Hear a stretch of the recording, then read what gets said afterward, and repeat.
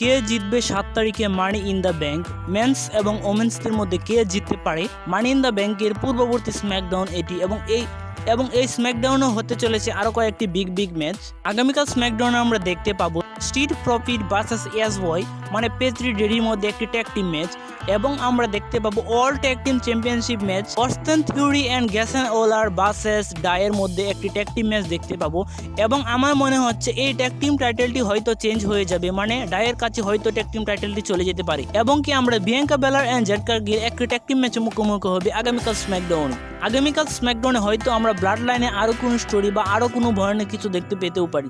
7 তারিখ হতে চলেছে মানি ইন দ্য ব্যাংক, এবং কে জয়লাভ করতে কমেন্টে জানিয়ে যাবেন আপনার মতামত বা আপনার প্রেডিকশন। আজকের ভিডিও এই পর্যন্তই।